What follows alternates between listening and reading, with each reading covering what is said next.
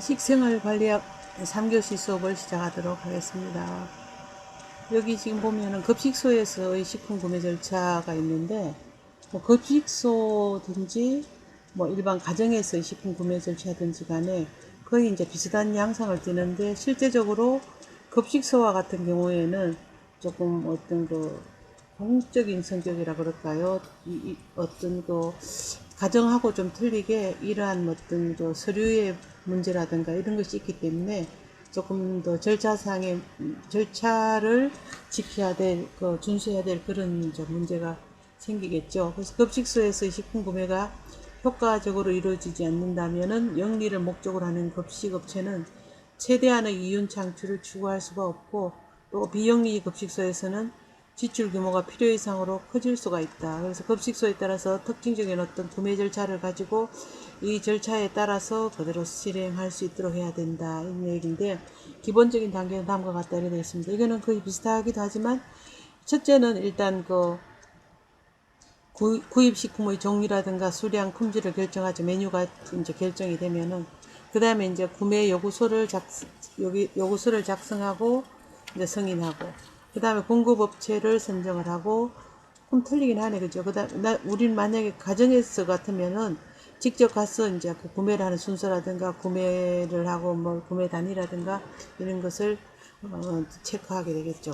그 다음 공급업체 선정하고, 발주량 결정 및 발주서를 작성하고, 물품 배달이나 검수, 저장 및 재고 관리, 구매 기록의 보관 및 대금 지불, 이렇게 해서 이러한 어떤 급식소에서의 구매 절차는 행정적인 절차가 훨씬 더 많이 이제 포함이 될 수가 있을 것 같습니다. 그래서 구입식품의 종류와 수량 및 품질을 결정하면서 가는 이제 식단이 작성이 되면은 급식 생산 부서에서 구매 부서로 필요한 식품 종류라든가 수량, 구매 어떤 품질 같은 거 정해서 이제 구매 요청을 해야 되겠고, 그 다음에 구매 요구서는 이제 구매하고자 하는 제품의 품질이나 특성을 기술하는 어떤 서식으로 물품 사용 부서라든가 구매 부서, 검수 부서, 창고 관리 부서, 공급업체에서 고유한 업무 수행 시에 참고를 하고, 급식소 전체의 어떤 품질 표준을 유지하는 중요한 어떤 서식이 될 것 같습니다.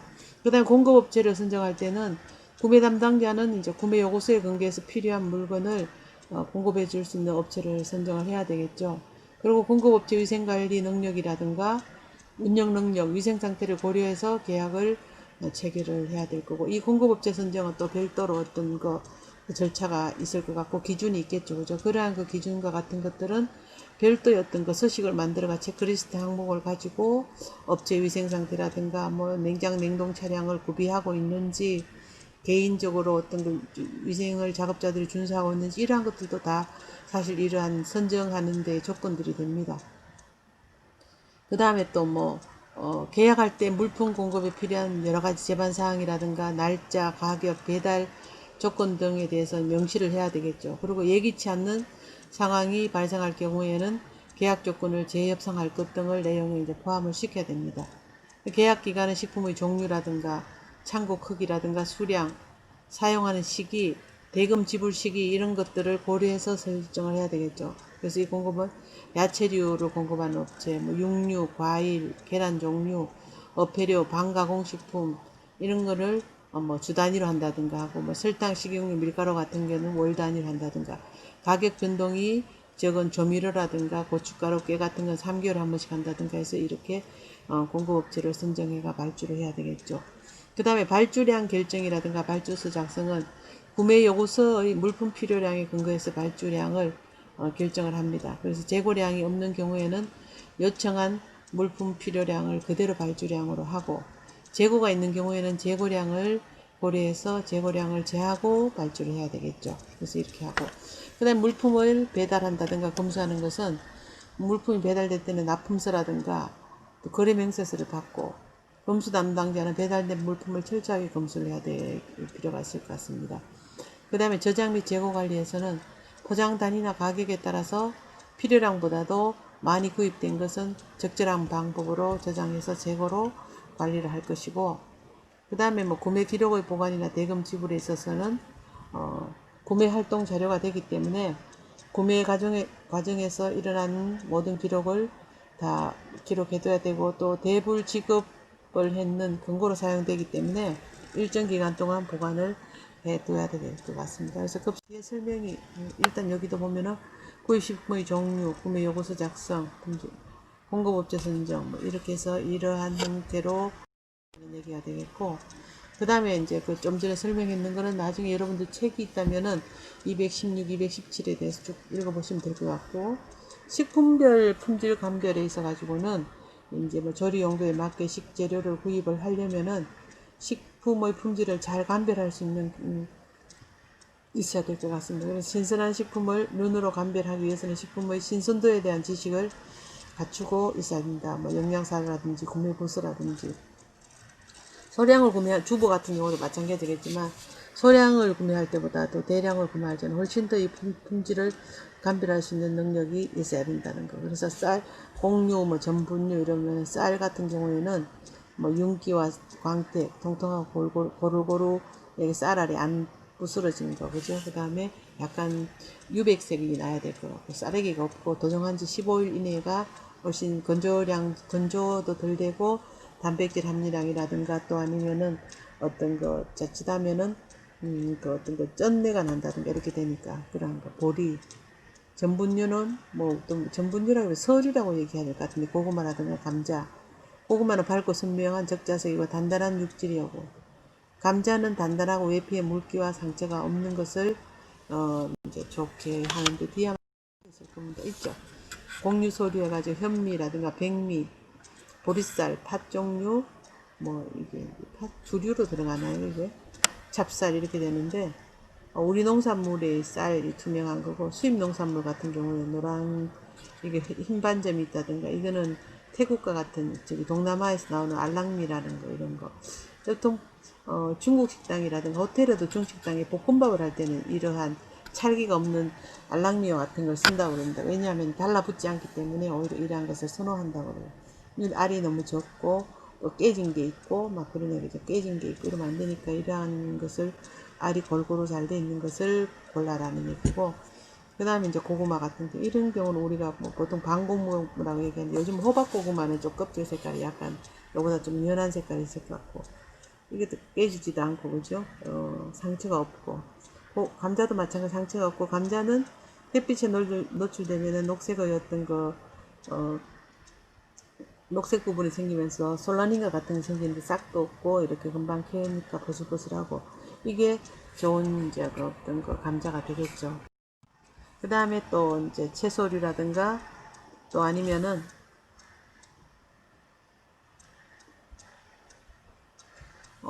경엽채 채소류라든가 과일류는 되도록 이렇게 한 것을 선택을 해야 된다는 거. 그 다음 보면 엽채류, 경채류, 건채류, 구건류, 과채류, 화채류 이렇게 있죠. 그래서 그 종류를 분류를 했고, 이 잎을 먹는 채소와 같은 것들의 종류에는 가시라든가 건대, 머위, 무청, 미나리, 배추, 상추, 샐러리, 시금치, 쑥갓, 양배추와 같은 것들이 들어가게 되고, 경채류는 두릅, 마늘종, 이제 줄기를 먹는 것이 되니까 그죠. 부추, 샐러리, 아스파라거스, 염교가 본질을 이거는 좀 한번 봐야 되겠네요. 락교와 같은 거, 죽순, 참나리파 이런 거. 건체류는 당근, 레디시, 무, 비트, 생강, 순무, 연근, 우엉토란 이런 것들이 되겠고, 구건류 이렇게 둥그란 둥근 뿌리를 가진 거, 마늘, 샬롯, 양파. 과채류, 가지, 열매 맺는 것처럼 되는 거, 고추, 동화, 닭, 오이, 월과, 피망, 토마토, 호박 이런 것들.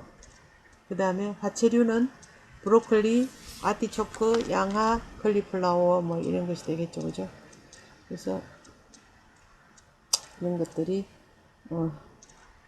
여러분들이 아마도 알아야 될 부분들인데, 좀 외국 것들도 뭐 요즘은 사실 그 한국으로 많이 수입돼 들어오니까 좀 알아야 될 필요가 있을 것 같습니다.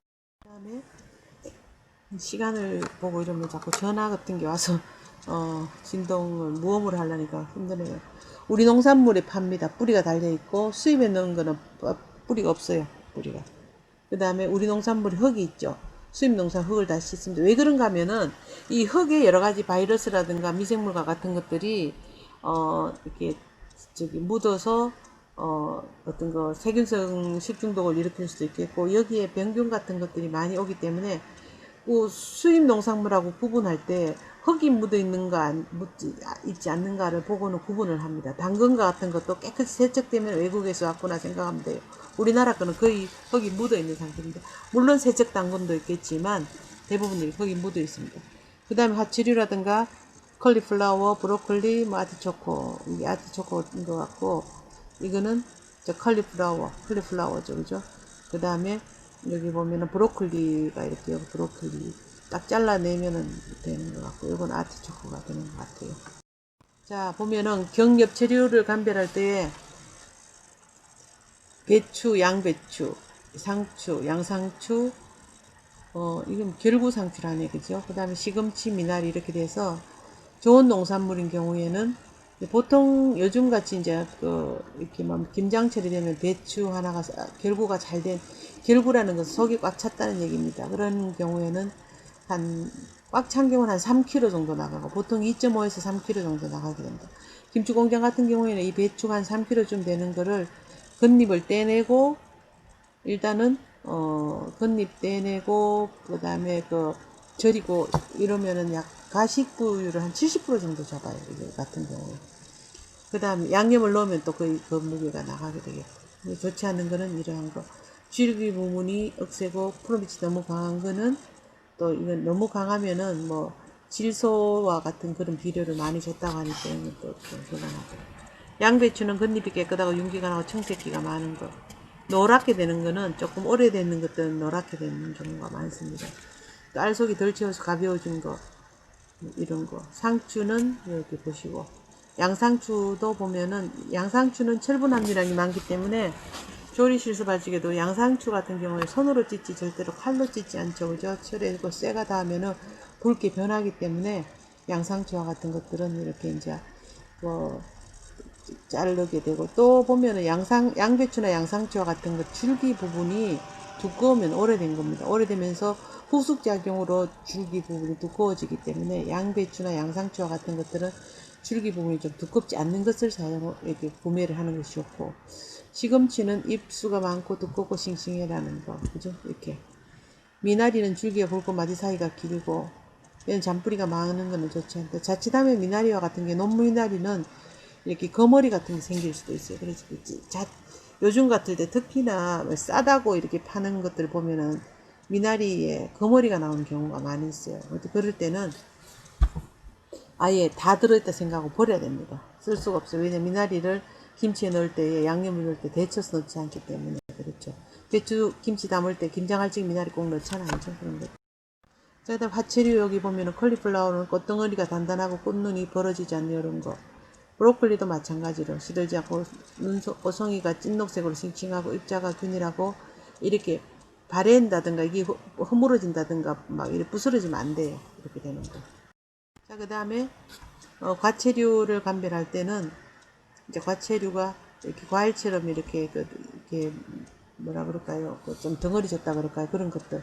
오이, 애호박, 토마토, 가지, 피망과 같은 것들이 과채류에 속하는데, 좋은 농산물 같은 경우에는 오이도 뭐 보면은 뭡니까, 조금 이렇게 백오이가 있고, 그 다음에 무슨 다른 가시 오이가 있고, 이렇게 있잖아. 그죠? 근데 일단은 굵기가 일정하고, 육질이 단단하고, 수분이 많고, 속씨가 적고, 꽃이 붙을 정도로 싱싱한 것이 좋은데, 좋지 않은 것은 너무 뚱뚱해도 가운데에 구멍이 났다든가 이렇습니다. 그리고 중간 부분이 가늘고 구부러진 건 좋지 않고, 표피에 주름이 있고 껍질이 두껍고 억세게 보이는 것은 좋지 않다.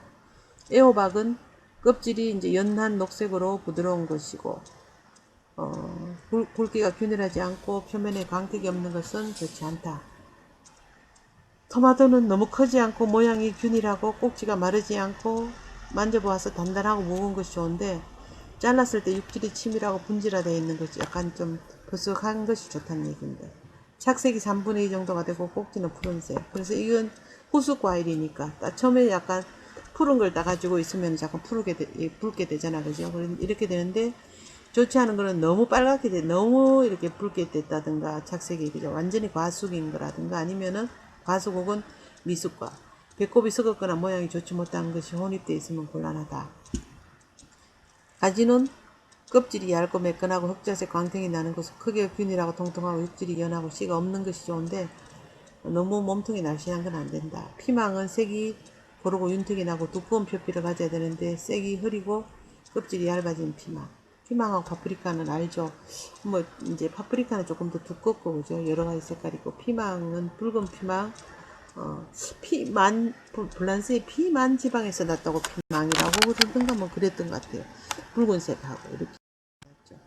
그 다음에 건체류, 뿌리가 먹는 채소류는 무, 양파, 연근, 우엉, 마늘, 생강인데 실제적으로 우리가 김치 같은 것도 아닌데 김치 얘기를 많이 했는데 생강과 같은 것들은 이 생강에 토양 미생물이 많이 자라서 생강을 잘못 사용을 해가지고 김치가 이상하게 신내가 난다든가 이렇게 이렇게 신내가 나는 경우가 있어요. 이게 이 생강에 있는 미생물들이 가서 어떤 뭐라 그럴까요? 숙성을 방해하는 경우들이 많습니다. 그래서 생강 같은 경우는 특히나 잘 씻어서 사용을 해야 되고 발수가 좀 적은 걸로 해야지만 잘 세척을 할 수 있겠죠. 그리고 껍질이 잘 좀 벗겨지는 그런 걸로 사용을 하고 무는 몸통이 곱고 모양이 바르고 흠이 없고 바람이 들지 않는 것.